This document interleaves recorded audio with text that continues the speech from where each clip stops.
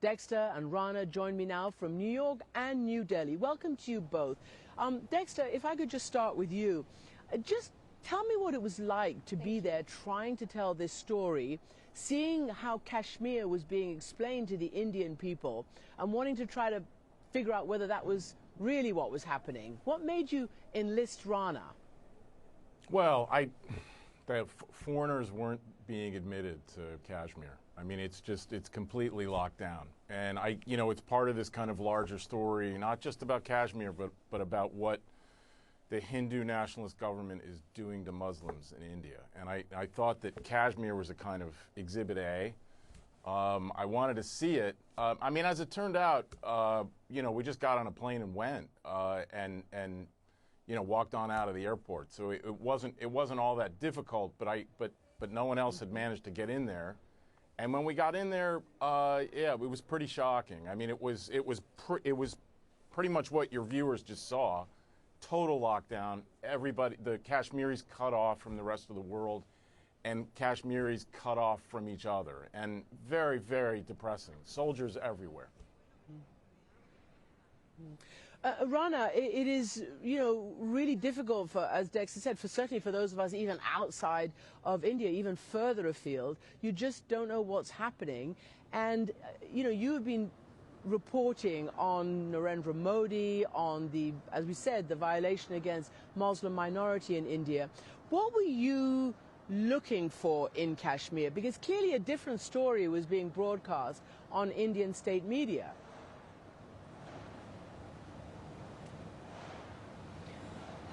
Absolutely, Christian. The kind of news reports that were trickling in from the Indian media was that everything was normal in Kashmir and there were tourists all over the place.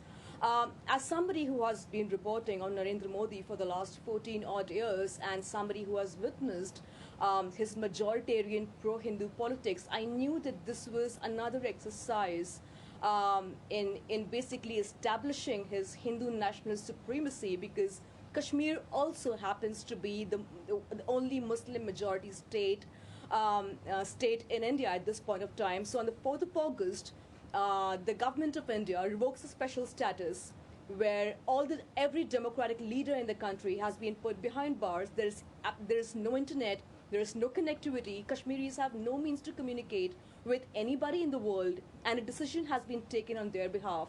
When we and Dexter went to Kashmir for the first time, we met families whose 12-year-olds and 13-year-olds have been detained, and thousands have been detained in jails across Kashmir and across the country because the jails in Kashmir are overflowing. That's where Kashmir stands now. It is a project to again humiliate Kashmir and kind of domesticate Kashmir, because it is a part of the Hindu nationalist dream to kind of unify Kashmir with the rest of India and not give it the special status that it deserved historically. What we saw in Kashmir, both Dexter and I also subsequently traveled again, is something that I've not witnessed in the valley before. Kashmir, like the rest of the country, is sliding down a dangerous path of majoritarianism.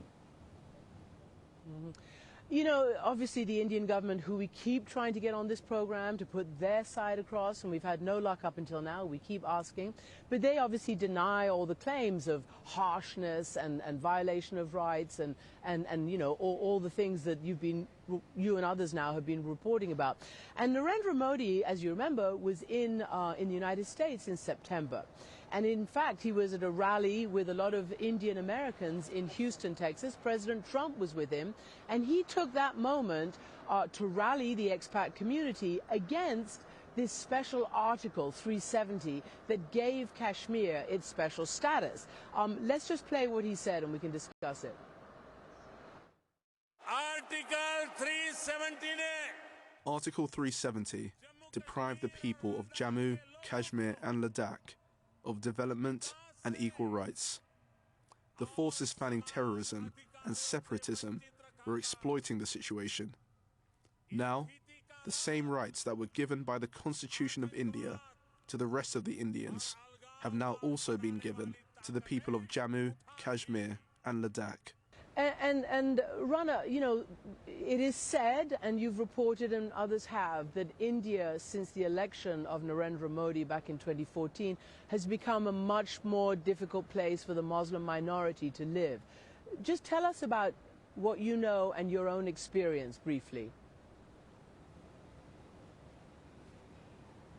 Well, Christian, I first went into Gujarat as a relief worker when I was 19, when Mr. Modi was the provincial minister of Gujarat, and 1,000 Muslims were killed in a span of 2 days. Until this day, Mr. Modi has not expressed regret for the killings.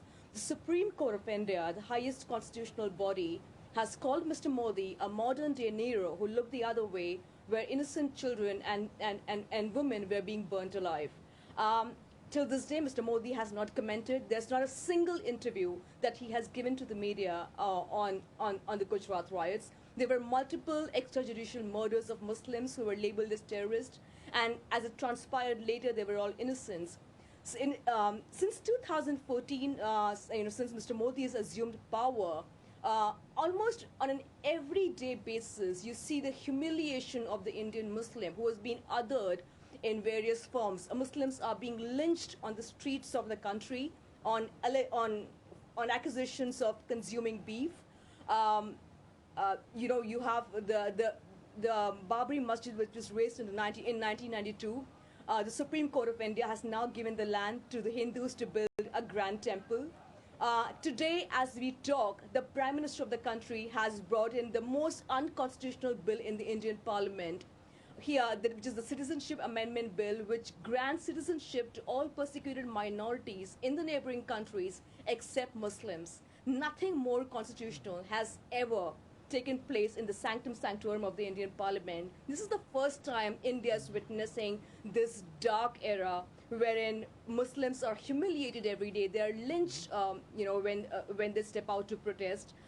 There is an atmosphere of fear in the country. It's like a nightmare to be a Muslim in India right now. I remember when one of the accused, one youth was lynched in not very far from New Delhi, the national capital.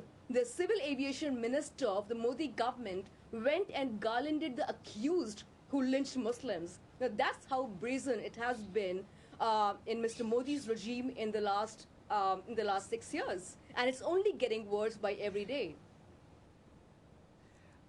Dexter, I want to read you a short excerpt of what you wrote about this in this New Yorker article, talking about, the consolidation of this power. You wrote, ever since Modi was first elected Prime Minister in 2014, he's been recasting the story of India from that of a secular democracy accommodating a uniquely diverse population to that of a Hindu nation that dominates its minorities, especially the country's 200 million Muslims. I mean, you've hit the nail on the head, because the whole world talks about India as the largest democracy, and India, holds that position proudly. And yet, as you report, it's become more and more India for the Hindus. Just give us a sense of this move away from India's secular history. Well, you just said it. For 70 years, since 1947, India has been the hope of the world. I mean, it was Gandhi and Nehru founding Indian democracy. It was a secular democracy, the world's largest, and really kind of an extraordinary experiment. But essentially based on the respect of minorities. Every major religion in the world is in India. And what's happened under Modi, and this is the really significant thing, is that entire paradigm, the whole foundation of the Indian state, has been thrown away and is being thrown away. Mm-hmm. And it's being replaced by essentially as you say, a Hindu majoritarian view where the minorities are basically second-class citizens. And I just want to say, Rana mentioned the lynchings, and it's extraordinary. I mean, I went to villages in India where Muslim people are being lynched. It is like really, it's like the Reconstruction era in the American South. Like, to be a black man then is to be a Muslim man now, and it is terrifying. I have never seen anything like it, and I never thought I would see that in India, the largest democracy in the world. Wow, that is really harsh to hear. And then let me ask you then, as a journalist, and India has always had a very vibrant journalistic community. Obviously, Rana is one of them. But is it sort of a case of if you report negatively about the Prime Minister, you're closed down? What's going on with the reporting?